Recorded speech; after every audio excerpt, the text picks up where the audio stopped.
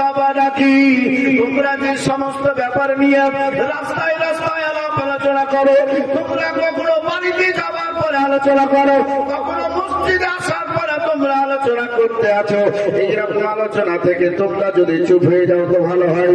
কারণ যে তোমরা যদি বলতে যাও তাহলে আজকে মুসল্লির মধ্যে ঝগড়া হয়ে যাবে, মুসল্লির মধ্যে আজকে হিংসা হয়ে যাবে, আজকে একে অপরের শত্রু হয়ে যাবে।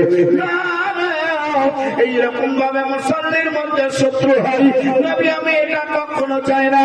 তাই বলতে আছি তোমরা কেউ কিছু বলবে না, আমি নবী সময় বুঝে তার সঙ্গে কথাবার্তা আলোচনা করে দিব।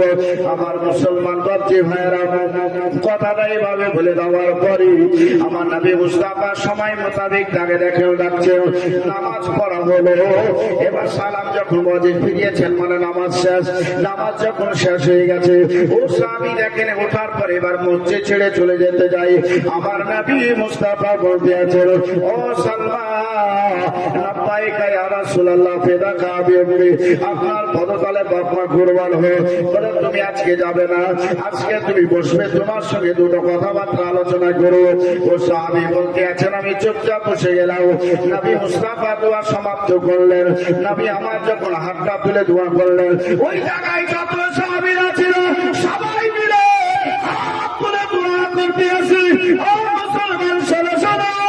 আজকে দেখেন জুম্মাতে আমাদের যতগুলো লোক হয় রে চাইতে বাদি 10 গুণ 20 গুণ বেশি করে আমার নবী মুস্তাফার পেছনে নামাজি হয়। জোরে বলুন, আর একটু জোরে বলুন সুবহানাল্লাহ। কোন জায়গায় বাদি কিতাবের মধ্যে এইভাবে পাওয়া যাচ্ছে নবী আমার ওয়াক্তের নামাজটাও পড়াবে। কোন টাইমে দেখেন 1000 সাহাবী হয়, কোন টাইমে 700 সাহাবী হয়, কোন টাইমে দেখেন 3000 সাহাবী হয়, কোন টাইমে দেখেন 4000 আপ করে দিয়েছে, আবার কোন টাইমে 10,000 20,000 পার করে দিয়েছে। কতটা খুলে খুলে কোন বলার সময় নাই, যেটা বলতে চাই সেটা আপনার একটু চট করে শুনুন। আমার নবী মুস্তাফা সাল্লাল্লাহু আলাইহি ওয়াসাল্লাম এবার দেখেন সাহাবীদের নিয়ে ওইভাবে দেখেন বাদে দোয়া সম্মিলিত ভাবে করলেন। আমার নবী মুস্তাফা যখন হাতটা তুললেন সাহাবীরা সবাই হাতটা তুলে আপনার আমিন আমিন করতে লাগলেন। ও বাকি ভাইরা আমার মসজিদে দেখেন ইমাম সাহেব যখন হাত তুলে দোয়া করবে তো ইমাম সাহেব মুসল্লির দিকে লক্ষ্য রেখে দোয়া করে কিনা? কি দোয়া করে না? মুসল্লির দিকে লক্ষ্য রেখে দোয়া করে না? মুসল্লির দিকে লক্ষ্য রেখে দোয়া করে। কেন? আমার কত মুসল্লি অভাবী আছে, আমার কত মুসল্লি বেরোজগার আছে, আমার কত মুসল্লি অসুস্থ আছে, এই সব রকম ভাবনা দিক দিকে আর দেখেন ইমাম সাহেব হাতটা তুলে দোয়া করেন, আল্লাহ যে অসুস্থ আছে তাকে তুমি সুস্থ করে দিও, আল্লাহ যে বেরোজগার আছে তাকে রুজি করে দিও। এইরকম ভাবে দোয়া করতে গিয়ে ইমাম সাহেবের দোয়া কখনো লম্বা হয়ে যায়। ও মুসলমান, আমার নবী মুস্তাফা যখন হাতটা তুললেন সাহাবীরা দেখেন নবী আমার বুঝতে পারছেন নবী মুস্তাফা দোয়া করে কখনো লম্বা হয়ে যায়, কখনো খাটো হয়ে যায়। নবী মুস্তাফা দোয়াটা সমাপ্তি করে দিয়ে এবার দেখেন বাচ্চা ভাইয়েরা ও সাহাবীকে নিয়ে নবী মুস্তাফা এক জায়গায় বসলেন। আজ দেখেন মুসল্লিরা আজ ইমাম সাহেব যেখানে যাবে তার সঙ্গে 2-4টা মুসল্লির সঙ্গে সঙ্গে যায় না, যাতায়াত করে আমার বাচ্চারা।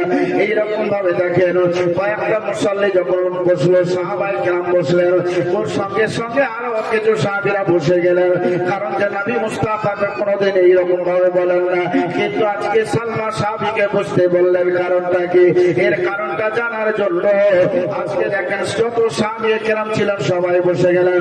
ও মুসলমান, আমার কালীনগরের মানুষেরা আজকে তোমরা জালসা লাগাইছো, আজকে তোমরা দিনের খিদমতের দিকে লক্ষ্য রেখে হাদিসের প্রচারের তোমরা ব্যবস্থা করেছো। ব্যবস্থা করার পরে তোমরা আজকে এই জায়গায় বসতে চায় না, হাদিস কোরআনের কথা শুনতে চাও না, শুধুমাত্র তোমরা রাস্তায় টহল মারতে আছো। আমি আমার বলতে আছি এইভাবে কোন ব্যক্তি যদি নবীর মহব্বত নিয়ে প্রচার করে যদি সেই ব্যক্তির মওত হয়ে যায়, আল্লাহ পবিত্র কোরআনে জানিয়ে দিয়েছে লা গায়রি হিসাব, সেই ব্যক্তিকে বিনা হিসাবে জান্নাতের ভিতরে প্রবেশ করা হবে। ও মুসলমান শোনো, কিন্তু আজকে রাস্তা রাস্তাতে ওইভাবে চলার কারণে তোমার খবরটা কিন্তু খারাপ আছে, তোমার খবরটা খারাপ আছে। ওই খারাপ খবর থেকে যদি ভালো লাইনে চলে আসতে পারো তো বেশি ভালো হয়। তাই আপনাদের আহ্বান করতে আছি, এত বড় সুন্দর প্যান্ডেল সাজিয়েছ অথচ তোমরা এখনো বসে নাই, আল্লাহর বস্তা দিয়ে ডাকে একটু তাড়াতাড়ি আল্লাহর ঘরের দিকে লক্ষ্য রেখে তোমরা আসার পরে বসে যাও। কারণ যে মহান আল্লাহ বলেন, যে আমার মসজিদকে ভালোবাসলো, যে আমার মসজিদকে মহব্বত করলো, আমি আল্লাহ সেই সমস্ত ব্যক্তিদেরকে ভালোবাসি, আমি তাদেরকে বেশি মহব্বত করি। আমার নবীর দ্বারা দিয়ে যদি চাই রে, আমি আল্লাহ তাদেরকে সেটাই দিতে রাজি আছি। ও মুসলমান, আজকে তোমার চাহাবার দিন আছে, আজকে তোমার আশা পূর্ণ করার দিন আছে, আজকে তুমি যেটাই চাইবে সেই আশাটাই পূর্ণ করার দিন আছে। শুধু মাত্র তুমি আসার পরে এই মাহফিলে শুধু একটু আদান করে নাও, কারণ আল্লাহর পবিত্র কোরআন আজকে এত সুন্দর ভাবে জানিয়ে দিয়েছে, তাও তোমরা কেন জানতে চাও না? আমার নবী মুস্তাফা তো বললেন, আশেপাশের রেপের মধ্যে জানিয়ে দিলেন, বলতে আছেন কোন ব্যক্তিরা যদি এই মাহফিলে বসে, ওই ব্যক্তিদেরকে কতটা নেকি দেবো বলে 100 বছর নফল ইবাদত করে যত নেকি তার নামায় আমলে ওই নেকিটার সঙ্গে সঙ্গে লিখে দেওয়া হবে। ও মুসলমান, এই সমস্ত নেকি থেকে আপনারা কেউ বঞ্চিত হন না, তাই একটু তাড়াতাড়ি করে আপনার সামনে এগিয়ে চলে আসো। ও মুসলমান, শোনো, নবী আমার বলতেছিলেন যে দোয়া হলো, দোয়া করার পরে সালমা সাহাবীকে নিয়ে এবার বসে গেলেন। দেখেন বেটা ছেলে ছিল, নামটা শুনে হয়তো মেয়ে ছেলে মনে হয়। ও মুসলমান, আপনাকে সাহাবীকে নেওয়ার পরে বসে নবী আমার বলছেন, ব্যাপারটা কি, কিসের জন্য তুমি দোয়া করো না, চলে যাও। আগে তো তুমি দোয়া করতা, কিন্তু এখন দোয়া না করে তুমি চলে যাও, শুধু নামাজটা পড়ার পরে চলে যাও। আজকে তোমাকে কালীনগরে মানুষের সম্মুখে বলতে হবে। এবার দেখেন বাপজি ভাইরা, ও সাহাবী নবী মুস্তাফার সম্মুখে খাড়া হয়ে গেলেন। অবশ্যই দাঁড়িয়ে আমার নবী মুস্তাফা সাহাবীদেরকে সালাম দিয়ে এবার দেখেন সাহাবী নিজের বক্তব্য শুরু করে দিলেন। ইয়া রাসূলুল্লাহ, ইয়া হাবিবাল্লাহ, নবী গো, আমি হচ্ছে অত্যন্ত দরিদ্র মানুষ, আমি হচ্ছে অত্যন্ত গরিব মানুষ। ইয়া রাসূলুল্লাহ, ফজরের নামাজটা পড়ার পরে সঙ্গে সঙ্গে জঙ্গলের দিকে চলে যাই, যাবার পরে আমি সেই জঙ্গলে কাঠ কোঠালি কেটে কেটে সেই কাঠগুলোকে বাজারের দিকে নিয়ে যাবার পরে বিক্রি করি। নবী গো, আমার বাড়িতে বিবি আছে, ছোট্ট ছোট্ট বাচ্চারা আছে, ওই সমস্ত বাচ্চারা আমার জন্য ইন্তজার করবে, কারণ যে বাড়িতে চাল ডাল কিছুই নাই, ওই লোকগুলো বাজারে বিক্রি করার পরে যে টাকাটা পাবো সেই টাকাটাই চাল ডাল কিনবো, কেনার পরে বাড়ি নিয়ে যাওয়ার পরে বাচ্চাদের মুখে দুটো খাবার হবে। ইয়া রাসূলুল্লাহ, কি আর আপনাকে বলবো, একদিনকার কথা যদি আপনি শুনে তাহলে আপনার চোখ দিয়ে ঝরঝর করে পানি ঝরবে। নবী আমার বলছেন, তোমার মুখ থেকে শুনতে চাই, তুমি এবার শুনিয়ে দাও। ওই ব্যক্তি বলছেন, ইয়া রাসূলুল্লাহ, আমি জঙ্গলে কাঠ কেটেছিলাম, ওই কাঠ কাটিয়ে যাওয়ার পরে আমি একটা বাজারে গেলাম, কিন্তু সারাদিন ধরে ওখানে থাকলাম, আসর পর্যন্ত থাকলাম, আমার কাঠটা বিক্রি হয় নাই। কিন্তু বাড়ির অবস্থা কি হয়েছিল জানেন? সেটা আমি রাত্রিকালে যাওয়ার পরে খবর পেয়েছিলাম। বলে কি হয়েছিল বলো? কালীনগরের মানুষগুলাকে একটু শুনিয়ে দাও, অনেক মা বোনের আছে তাদেরকে একটু শুনিয়ে দাও। ইয়া রাসূলুল্লাহ, ছোট্ট ছোট্ট বাচ্চারা ছিল, ওই বাচ্চারা খিদে সহ্য করতে পারছিল না, বারবার আসার পরে মাকে বলছিল, মা আর খিদা সহ্য করতে পারে না, খাবার দাও, মা সহ্য করতে পারে না, খাবার দাও। কিন্তু মা দেখেন কি করবেন, বারবার দরজার কাছে যাই, ঠুকে মানে স্বামীকে দেখতে পাওয়া যায় না, এখনো তো স্বামী বাজার থেকে আসে না, এখনো তো চাল ডাল কিনে আসলো না। ওই বাচ্চাদেরকে সান্ত্বনা দেওয়ার জন্য আজ দেখেন বদি ভাইরা উনুনটা ধরিয়ে দিয়েছে, চুলাটা ধরিয়ে দিয়েছে, একটা পাতিলা পানি চাপিয়ে দিয়ে জাল দিতে আরম্ভ করলো। বাচ্চার আসার পরে বলছে, মা সহ্য করতে পারি না। বলে, বেটার কিছুক্ষণ তোমরা অপেক্ষা করো, তোমরা একটু সবর করো। আল্লাহর পবিত্র কোরআন বলে, সবরকারীর সঙ্গে আল্লাহ বেয়াসওয়াল, তোমরা সবর করো, তোমরা একটু বিছানায় আরাম করো। ভাত রান্না হলে, খাবার তৈরি হয়ে গেলে তোমাদেরকে টাকার পরে খাবারটা খাইয়ে দেবো। এইভাবে সারাদিন তারা থাকলো। একবারে সন্ধ্যাবেলায় তারা বিছান থেকে উঠলো, এখনো মায়ের খাবার রান্না হয় নাই, আমারও কাঠগুলা বিক্রি হয় নাই। আমি খালি হাতে একবার বাড়ি চলে আসলাম। বিবি বলতে আছে, স্বামী আপনার জন্য ইন্তজার করছিলাম, বাচ্চারা খোদায় ক্ষুধার্ত আছে, আপনি কি কিছু এনেছেন তাড়াতাড়ি যান, সেটা তাদের জন্য পাকাই দিয়ে দিই। বলতে আছেন, বিবি রে আজকে আমি কোনো কাজকর্ম তো কিছুই হয় নাই, বলতে গেলে বিক্রি তো করতে পারেনি, সেটা বিক্রি না হওয়ার কারণে তো টাকা পয়সা পাইনি, চাল ডাল কিছুই তো কেনা হয়নি। আজকের মতন তোমরা সবর করে নাও, পানি পান করে তোমরা ঘুমিয়ে যাও। আজকে দেখেন অভাবে সাহাবী আজকে সবর করেছে, সবাই মাত্র পানি পান করে তারা সারাদিন কাটিয়ে দিয়েছে, সারা রাত্রি কাটিয়ে দিয়েছে। ও মুসলমান শোনো, ওই জায়গায় বলতে আছেন, ইয়া রাসূলুল্লাহ, ইয়া হাবিবাল্লাহ, নবী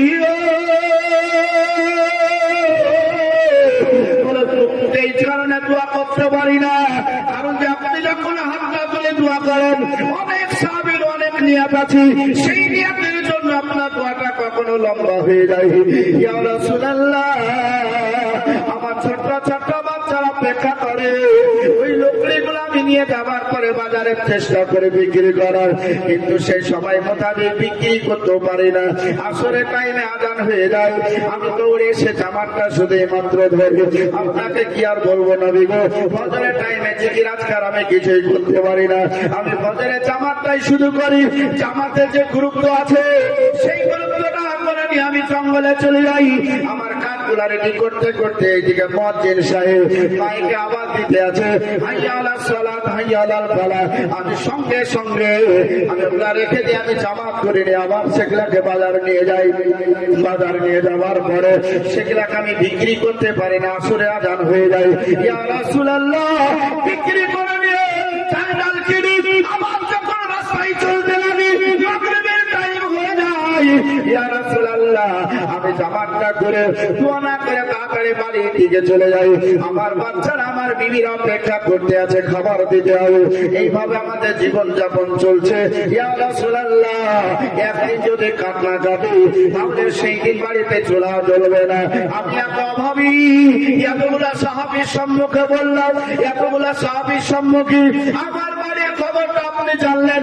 নবী গো, আপনার কাছে মাল চাইতে আছি, আপনি আমাকে একটু মাল দেন।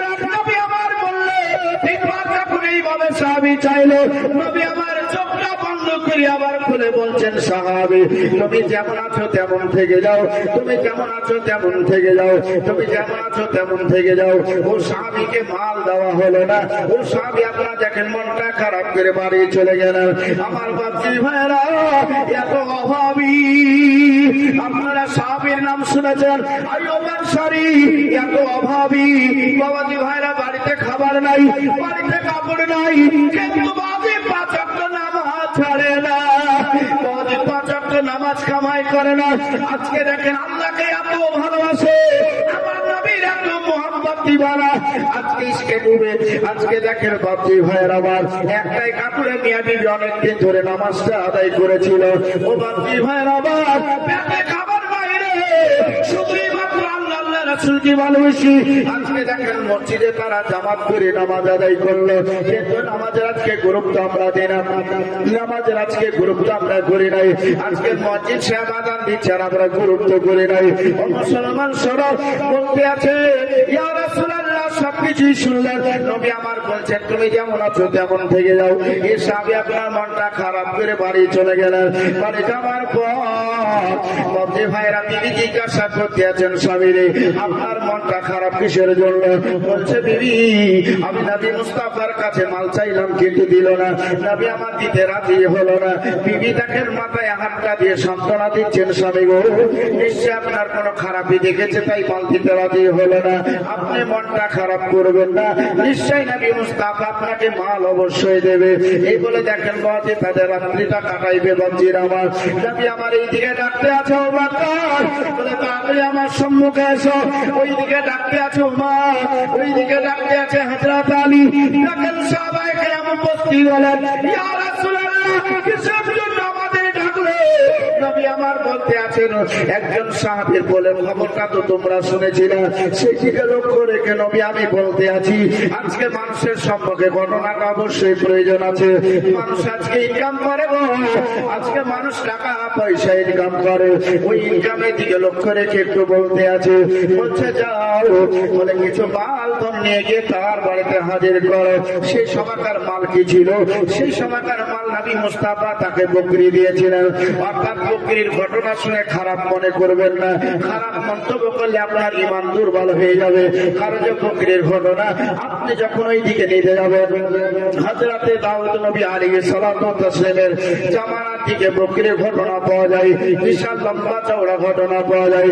হযরতে সুলাইমান নবীর আজকে বকরির ঘটনা লম্বা চওড়া করা আছে। এই দিকে দেখেন বাদি ভাইরা, একজন নবী, একজন পয়গম্বর, যার নাম হচ্ছে হযরত আইয়ুব নবী, এর একটা ছাগলের বিশাল ঘটনা আছে। ও মুসলমান, আমার নবী মুস্তাফার সাহাবী যার নাম হচ্ছে সালমা, এই সালমা দেখেন বাড়িতে আছে। কিন্তু নবী আমার বলেছেন আজকে ফজরের নামাজ পড়তে আসবে না, কারণ যে নবীর কাছে মাল চেয়েছিল, নবী আমি দিতে রাজি হয়নি, তাই ফজরের নামাজ পড়তে আসবে না, তবে সকালবেলায় তাকে মালটা পৌঁছে দিতে হবে। তাই দেখেন বাপজি ভাইয়ের আমার, তিনজন সাহাবী চারটা ছাগল নিয়ে যাওয়ার পরে দরজায় খটখট করে আওয়াজ করতে আছে, ও সালমা তুমি কি বাড়িতে আছো? কে? বলে আমরা সাহাবীরা এসেছি, দরজা খোলো। দরজাটা খুললেন, খোলার পরে দিয়ে দিলেন। নবীর কাছে চাইছো না, নবী তোমাকে মাল দিয়েছে, লাও তুমি নিয়ে নাও। এর সাহাবী নিতে লাগলেন। শর্ট করে একটু শোনাই দিব যে ভাইরা, লম্বা চওড়া করবো না, যখন জীবনী করবো তখন জীবনীতে আপনাকে অনেক কিছু লম্বা লম্বা করে কাহিনী শোনাতে পারবো। জালসা এসেছি, একটু জালসার মতো ছোট ছোট করে একটু শোনাই দিই। আমার বাপজি ভাই শোনালাম, এই মালগুলা দিলেন, বছরে দুবার করে ফল দিতে লাগলো। বাবাজি ভাইরা দিচ্ছে তো দিচ্ছে, অল্প দিনের মধ্যে কিন্তু বেশ কটা বকরি বাড়তি হয়ে গেছে বাপজি ভাই। তো এইগুলা যখন মাল একটু বেশি হয়ে গেল, এইগুলাকে সামাল দিতে গিয়ে নবী মুস্তাফার পিছনে 5 ওয়াক্ত নামাজ পড়তো, বাবাজি 1 ওয়াক্ত বা 4 ওয়াক্ত ডিউটি করছে। খাবার ছিল না বাবাজি, দানা পানি ছিল না, তখন কত ডিউটি করছিল? 5 ওয়াক্ত ডিউটি করছিল। মাল বেশি হয়ে গেছে, এখন 4 ওয়াক্ত ডিউটি করছে, 1 ওয়াক্ত। আল্লাহ পাক রব্বুল আলামিন মাল আর দিলেন, মানে বাড়তি হলো। এবার বাপজি ভাইরা 5 ওয়াক্ত 4 ওয়াক্ত ডিউটি হচ্ছিল, এবার বাপজি 3 ওয়াক্ত ডিউটি হচ্ছে। কত ওয়াক্ত বাদ গেল? জি 2 ওয়াক্ত বাদ চলে গেল। আরো মাল হলো, 2 ওয়াক্ত ডিউটি করছে। গ্রামের লোক বলছে, সালমা গেল, বলছে তোমার বকরি খুব অত্যাচার, ফসল নষ্ট করছে। এরকম আপনাদের গ্রামে আছে না? জি, যাদের রাস্তার ধারে আগে ফজরে আছে, তার আসার পরে বাড়ির লোককে এইভাবে টাইট করে অনেক কথাবার্তা বলে, বলেন না আপনারা? অনেকেই বলে থাকে। তো এইভাবে যখন বললো, তো সালমা বলছে তাহলে কি করা যায়, এখানে তো থাকাই যাবে না, তাহলে আমাকে বাহিরে একটা বাথান বাড়ি করতে হবে। তো একটা ফাঁকা জায়গায় একটা বাথান বাড়ি করলো। বাপজি ভাইয়ের আমার 5 ওয়াক্ত ডিউটি বাদ। পেটে দানা ছিল না, কবার ডিউটি করছিল? 5 বার। এবার বাবাজি ভাইয়ের মাথান বাড়ি চলে গেছে 5 ওয়াক্ত। এবার এখন শুধু সপ্তাহে সপ্তাহে ডিউটি করছে। হ্যাঁ, সপ্তাহে ডিউটি করছে। এবার বাবাজি ভাইরা, গরিবের উপরে যাকাত ফরজ নয়, গরিবের উপরে যাকাত ফরজ নয়, বড় লোক হয়ে গেলে যাকাত ফরজ। আমার নবী মুস্তাফা বলছেন, আবু বকর, সালমা এখন বড় লোক হয়ে গেছে, গরিব ছিল, অভাবী ছিল, এখন বড় লোক হয়ে গেছে, মানে জাকাত দেনেওয়ালা হয়ে গেছে। অতএব আমার যেটা মাল, সেই মালটা নিয়ে আসো, অর্থাৎ ওই মালটা নিয়ে এসে গরিব গুরাবাকে বিতরণ করে দেওয়া হবে। যাও নিয়ে আসো, যাও। ওই 3 জন সাহাবী চলে আসলেন। আসার পরে বাপজি ভাই আমার বললেন, হ্যাঁ সালমা, বলেছে এই যে সব দেখতে পাচ্ছ, ঠিকই আছে, তোমার দিকে নিলাম খামার। ওই খামার থেকে বাবাজি ভাইরা 40টা একদিকে আর একটা গরিবের হক একদিকে, মানে জাকাত। এই করতে করতে প্রথম রাউন্ডেই জাকাত বের হচ্ছে 10,000 ছাগল। ধরে বলো 10,000। এবার ওগুলাকে নিয়ে যখন চলে যাবে, তো বলছে এগুলা কোথায় নিয়ে যাচ্ছ? তো বলছে এগুলা তোমার নয়, এগুলা জাকাতের মাল, নবী পাঠিয়েছে, তাই নবীর কাছে নিয়ে যাচ্ছি। তো বলছে না, নবী আমাকে দিয়ে বড়লোক করেছে, আমার নবীকে আমি দিব, এটা কখনো হবে না। নবীকে বলে দেন আমি মাল দিব না। অপমান করে দিল, একবার অপমান করে দিল। নবী আমার বলছেন সুযোগ তাকে 3 বার দিতে হবে। আর একবার পাঠিয়ে দিলেন, আর একবার পাঠিয়ে দেওয়া হলো, 50,000 জাকাত হলো ছাগল। নবী আমার পাঠালেন, আবার অপমান করে দিল যে না আমি মাল দিব না। নবী আমার বলছেন লাস্ট, এটাই শেষ চান্স, আর একবার যাও। আবার সময় মোতাবেক গেলেন, যাবার পরে বাজবারে 1 লাখ ছাগল বের হলো। তো বলছে এটা গরিবের হক, জাকাত, এটা তোমার নয়। বাবাজি ভাইরা, নবী আমার বুঝালেন যে আচমকা যদি বড় লোক হয় তো ওর জাকাত বাহির করতে কষ্ট হবে। কষ্ট হবে না? আচমকা বড় লোক হয়ে গেলে কষ্ট হবে। ওকে গুছিয়ে মুছিয়ে হালকা হালকা করে বাহির করে আর জাকাতটা পূর্ণ করে দাও। আমার বাচ্চা ভাইরা, নবী আমার বললেন, আবার নবীকে অপমান করে দিলেন 3 বার। নবী আমার বললেন তার মাল আল্লাহ হবে না, হারাম, অকার গ্রহণ করা যাবে না। সাহাবী থেকে দেখেন খারাপ হয়ে গেল। টাকাতে বাজি ভাইরা শেষ, টাকাতে তার ঈমান নষ্ট হয়ে গেল, তার টাকাটি তাকে ধ্বংস করে দিল। আমার বাচ্চা ভাইরা, সোনা দলেরা, আজ দেখেন ওই ব্যক্তি আল্লাহ রাব্বুল আলামিনের গজব আসলো, তার শরীরে অসুখ চলে আসলো। এই যে অসুখটা আসলো বাজি ভাইরা, তার শরীরে যে পচনটা ধরলো, তার পচনটা ধরায় যে বিবিরা ছিল, এরা কিন্তু একটা একটা করে সব কেটে কেটে এখন ভাগতে আরম্ভ করলো। ছেলে পেলেরা দেখলো এর কাছে আর টিকা যাবে না, মাল মাথা দিয়ে আমার ভেঙে গেল সব। ই দেখছে এত জ্বালা, ডাক্তারখানা যায়, কত জায়গায় যায়, কিন্তু বাজে আর দাওয়া মিলে না। ই বলছে আমি যদি বাঁচতে পারি, আরামে থাকতে পারি, সেটাই হচ্ছে কি আমাকে জান দিয়ে দিতে হবে। তো জান এমনি যদি দিই তাহলে তো খারাপই হয়ে যাবে, খারাপই হয়ে যাবে। তো জান কিভাবে দেবো? সামনে একটা জঙ্গল আছে, এই জঙ্গলে হিংস্র জন্তু আছে। ওই হিংস্র জন্তুর কাছে গেলে হিংস্র জন্তু যদি মানুষ দেখতে পায় তো ছাড়বে? জি ছাড়বে? কি করবে? ওকে একবারে খায়া শেষ করে দিবে না। তো বলছে হিংস্র জন্তু আছে, আর কাছে যাবো তাহলে আমি আরাম পেয়ে যাবো, মানে আর কষ্ট করতে পারছি না। যাবার পরে বাপজি ভাই আপনার জঙ্গলে হাঁটতে হাঁটতে হাঁটতে এত শরীরে বল নাই, ধারাস করে পড়ে গেল। পড়ে যাবার পরে বাবাজি পড়ে আছে। আর যারা হিংস্র জন্তু আছে, চতুষ্পা জানোয়ার, এ কিন্তু প্রাণ নিয়েছে, তো মানুষের গন্ধ পেয়েছে। বুঝে যাক, বহুদিন পর একটা জঙ্গলে মানুষ পেলাম, একবারে যাবো, জান মেরে খাবো। এদের নিয়ে কি যে জান মেরে খাবো, খাবার নিয়ে তারা আনন্দ করছে আর চলে আসছে। আমার বাপজি এবার আস্তে আস্তে আস্তে আস্তে দেখছে মানুষটা পড়ে আছে। তো একজনা ওর মধ্যে নেতা হয় না, রাজা হয় না, তো রাজা মানে মোড়ল, হ্যাঁ মোড়ল বলছে তোরা দাঁড়া, আমি আগে দেখি ওর ব্যাপারটা কি। তোকে আগে দেখবো, দেখার পরে তারপরে তখন তোরা কেউ বলবো, তখন তোরা খাস। ঠিক আছে তাই হবে।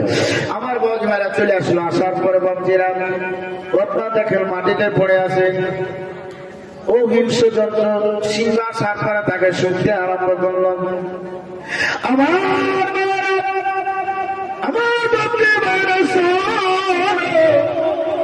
তাকে আপনার নাক দিয়ে যখন শুনতে আরম্ভ করলো, নাক দিয়ে শুনতে শুনতে তাকে দেখেন একটা পাক দিয়ে ঘোরার পরে বলতে আছি, ও হিংস্র যন্ত্ররা শোনো রে, এর রক্ত মাংস কিছুই খাওয়া যাবে না। কি কারণে আমরা খাবো না? আজকে হাতের নাগালে পেয়ে গেছি, কেন খাবো না? বলছে এই কারণে খাওয়া যাবে না, তার রক্ত মাংস খাওয়া আমাদের জন্য হারাম। কারণ এই হচ্ছে নবীর পাকা দুশমন, এই হচ্ছে নবীর পাকা দুশমন। আমার নবী মুস্তাফাকে অপমান করেছে। ও বাপজি ভাইরা, আজকে চতুষ্পে জানোয়ার আপনার বুঝতে পারলো নবী মুস্তাফার দুশমন রে, নবী মুস্তাফার দুশমন, তার রক্ত মাংস কিছুই খাওয়া যাবে না। কিন্তু এই দুই পায়া জানোয়ার হাবারে নাতি, এর আপনার নবীর দুশমনকে চিনতে পারলো না, এর আপনার জানতে পারলো না। তাই তো বাজে তাদের বাড়িতে যাওয়ার পরে একবার চপচপ করে ভাত রুটি খাচ্ছে, গোস্ত খেয়ে আসছে। আজকে বিহাই তাও অনেক কিছু বানাই নিচ্ছে, আজকে তাকে সুন্দর করে জামাই বানাদর করছে। ও মুসলমান বাপজি ভাইয়ের, আজকে তার হাতের জমাই করা গোস্ত পর্যন্ত খেয়ে নিচ্ছে। ও হচ্ছে নবীর পাকা দুশমন। ও বাপজি ভাইয়ের, আবার আজকে দেখেন চতুষ্পা জানোয়ার যেমন জানলো, তার জন্য আজকে হাতের নাগালে পাওয়ার পর তার যেমন কিছুই খেলো না, তাকে জঙ্গলটাকে পরিষ্কার রাখার জন্য, জঙ্গলটাকে পাক পবিত্র রাখার জন্য সেই ব্যক্তিকে জঙ্গল থেকে যেমন বাহির করে দিল। আমার মাতৃভাইরা, চিত্ররা ভারতবর্ষী বলো, আজকে আমাদের সকলেরই হক আছে। আজকে আমরা এইভাবে থাকা, আমরা সেই রকম যদি বাহির নাও করতে পারি, কিন্তু নবীর দুশমন হিসাবে আপনাকে সেইভাবে থাকাটা একান্ত কর্তব্য আছে। আর যদি সেইভাবে আপনি থাকতে না পারেন, তাহলে কিন্তু আপনার ভাগ্যটা খুব খারাপ আছে।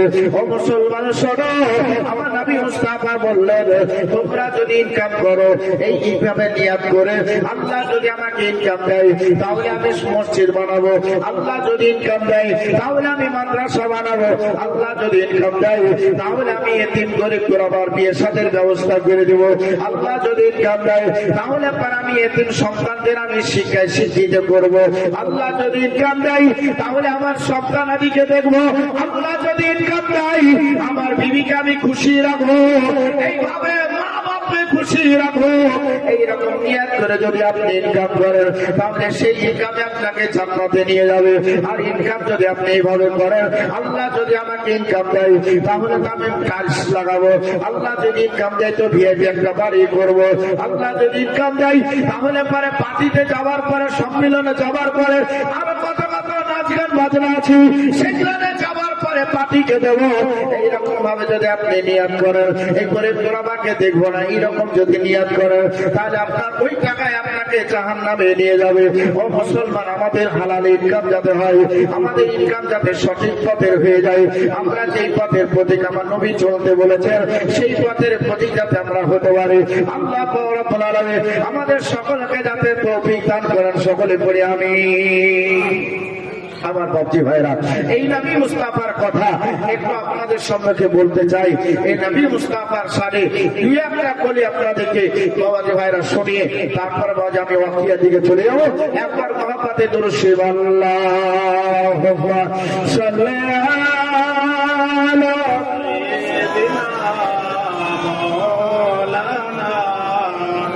ওয়া আলা আলি সাইয়্যিদিনা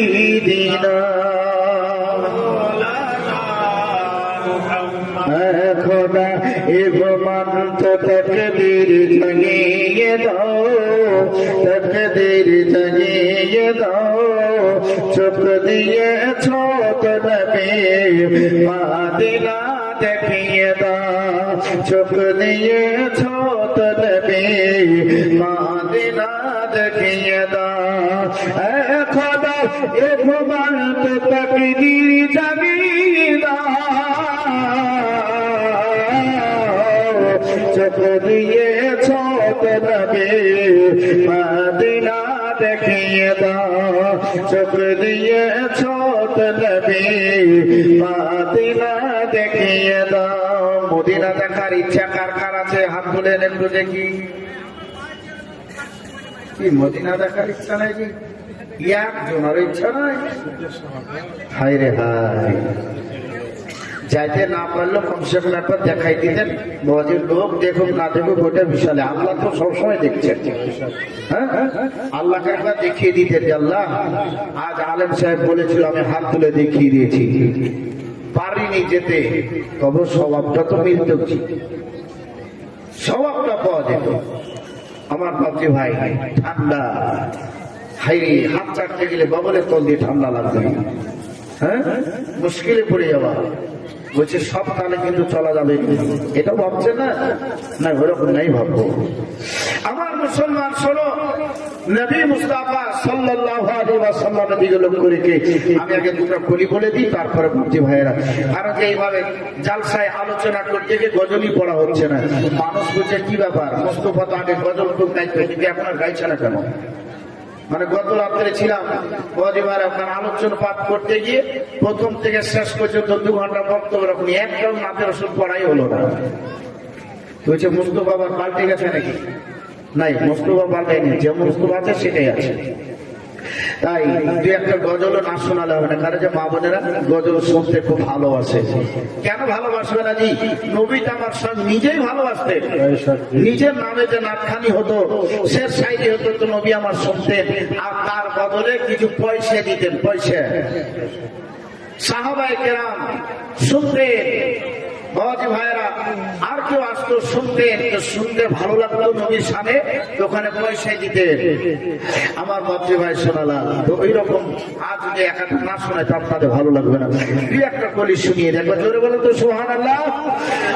খোদা হে ভগবান তো তাকদীর জাগিয়ে দাও, তাকদীর জাগিয়ে দাও, চোখ দিয়েছ তো নবী মদিনা দেখিয়ে দাও। সোনার ক্ষমতা তুমি, সোনার ক্ষমতা তুমি,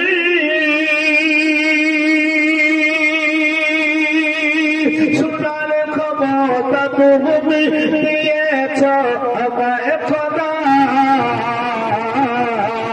ফের মসজিদে নববী আজান শুনিয়ে দাও। চোখ দিয়েছ তো নবী মদিনা দেখিয়ে দাও, চোখ দিয়েছ তো নবী মদিনা দেখিয়ে দাও। খোদা এগো মানতে তাকদীর জাগিয়ে দাও, তাকদীর জাগিয়ে দাও, চোখ দিয়েছ তো নবী মদিনা দেখিয়ে দাও। যে হাত করে দোয়া, জোরে বলো, যে হাত করে দোয়া বলে আমি করা, যে হাত করে দোয়া, যে হাত করে দোয়া,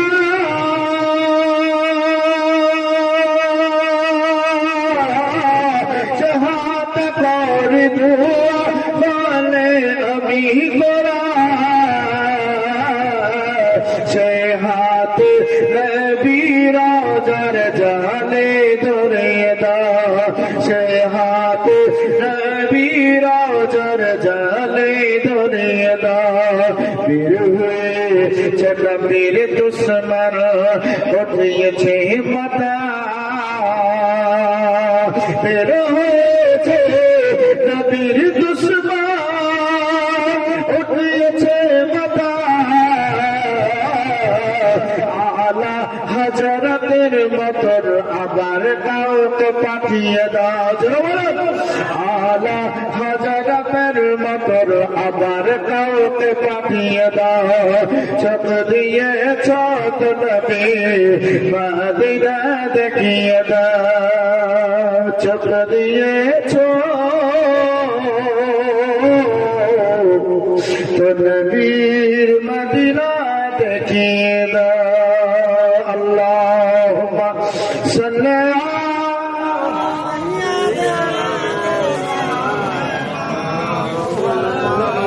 মুহাম্মাদ ওয়া আলা আলি সাইয়্যিদিনা মাওলানা সাল্লাল্লাহু আলাইহি ওয়াসাল্লাম। আজি জানে মোহতারাম, আমার মা বোনেরা একটু সামনের দিকে একটু ঘিচে ঘিচে আসলে ভালো হতো, কারণ যে কিছু বোনেরা মায়েরা খালারা হয়তো পিছন দিকে আছে বা কেউ আসছে তো ওদের অসুবিধা। ও মা খালার আমাদের বসার জায়গা দিবা না তোমরা? কি জায়গা দিবা না? একটু জায়গা দেওয়ার জন্য অনুরোধ করি, তোমরা একটু সামনে দিকে ঘিচে আসো।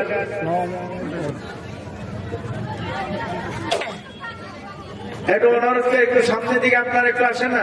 ও মা বোনেরা, আমার মন রে মন চলে যায় মদিনাতে, তোমাদের জন্য দুটা করে করছি, একটু সামনের দিকে আসো না জি। মা বোনেরা, এই রে বাপরে বাপরে, এরা খাতা দিচ্ছে এইভাবে কার সরানো যাবে? যাবে যাবে যাবে, একটু সরে আসো না, একটু সামনের দিকে ঘিচে আসো জি। কারণ যে বিভিন্ন জায়গায় যেতে হয় তো, হ্যাঁ, আর বিভিন্ন ধারে গিয়ে বিভিন্ন ধারের কথাবার্তা শুনে শুনে ওই রকম ভাবে একটু প্রাণ কোনো বাবাজি ভাইরা চলে গিয়েছে। তাই বলতে আছে একটু সামনের দিকে আপনারা ঘিসে আসেন।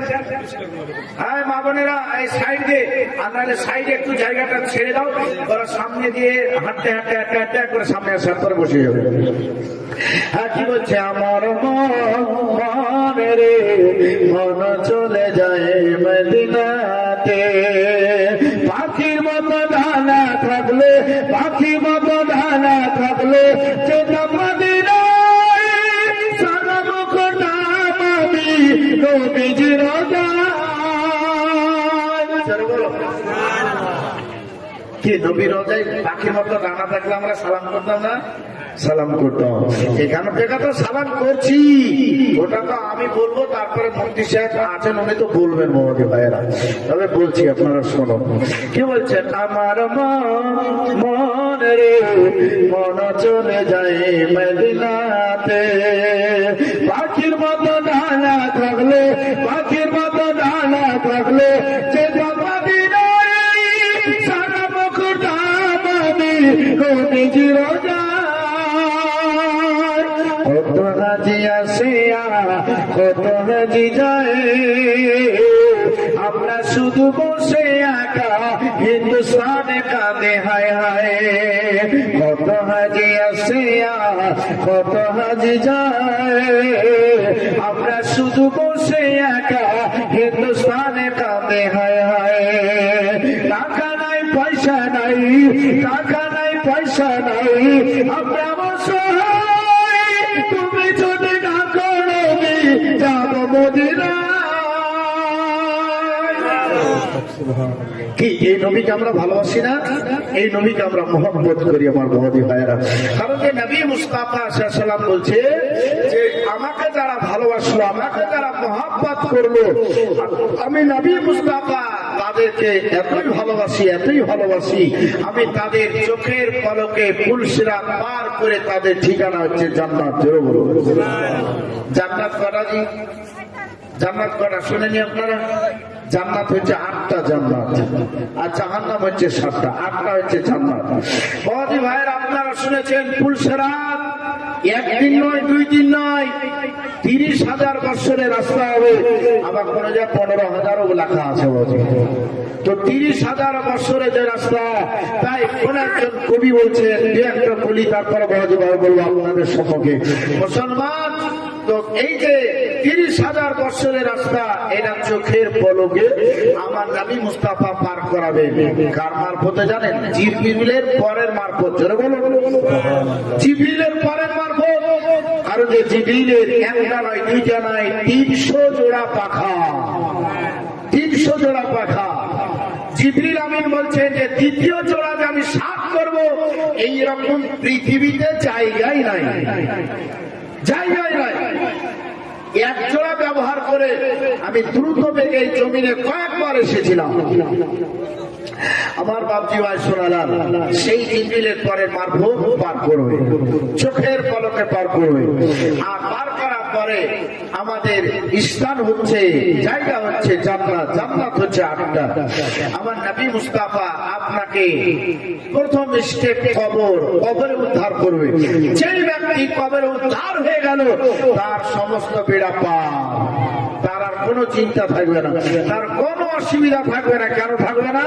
নবী আমার বলেছেন, আল্লাহ বলছেন, কবর মে লহড়েঙ্গে জব তক নূর কে জলওয়া ফরমা হোগি জব তলাত রাসূলুল্লাহ কি। কারণ যে নূরের রাস্তা হবে, আমি নবী যত মহব্বত করব তত কাছাকাছি আমাকে পাওয়া, আর আমি তোমাদের কবরে উপস্থিত হয়ে যাব, আর আমাকে তোমরা দেখতে পাবে। কিন্তু শোনো, তোমার ঈমান চুরি করার জন্য একজন চোর যাবে, ওই চোর থেকে সুরক্ষিত থাকার জন্য তোমাদের একটা কাজ করতে হবে। কি কাজ?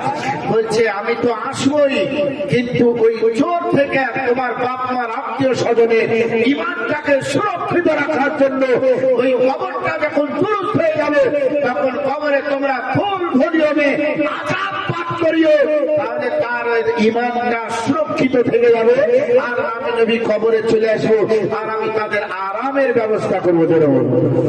যেই নবী আপনাকে আমাকে ভাবতে আছে, যে নবী আপনার আমার জন্য বড় সবসময় আজ দিওয়ানা হয়ে আছে, নবী আমার বলছে রব্বি হাবলি উম্মতি। নবী মুস্তাফার ইন্তেকালের পরও বলছে রব্বি হাবলি উম্মতি।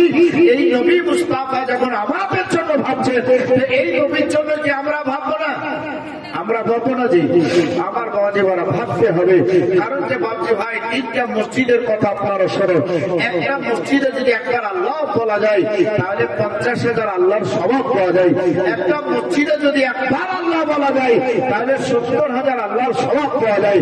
আর এক জায়গায় যদি একবার আল্লাহ বলা যায়, যায় তো 1 লক্ষ আল্লাহর সওয়াব পাওয়া যায় নেকি নামায় আমলের মধ্যে আল্লাহ রাব্বুল আলামিন ফেরেশতা মারফত লিখে দেন। আমার এই রকম কোন জননী আছে আল্লাহর ঘর মসজিদ, মসজিদের দিকে লক্ষ্য রেখে আমরা যদি একটু হাতটা বাড়াই দিই, আল্লাহ বলছেন আমি তার জন্য নিজের কুদরতি হাতে জান্নাতে ঘর বানাইব। জোরে বলো। তাহলে আল্লাহ আপনার জন্য ঘর বানাবে আর আপনি জমিনে আল্লাহর ঘর বানাবে। আল্লাহর ঘর মসজিদ, এই মসজিদের দিকে লক্ষ্য রেখে আমি 5 জন ব্যক্তিকে বলবো, জান্নাতের দিকে লক্ষ্য রেখে 5 জন ব্যক্তিকে বলবো, খোদার বান্দা নবীর উম্মতানি অবশ্যই মাহফিলে আছে বা মাইকের আওয়াজও পেয়ে আছেন।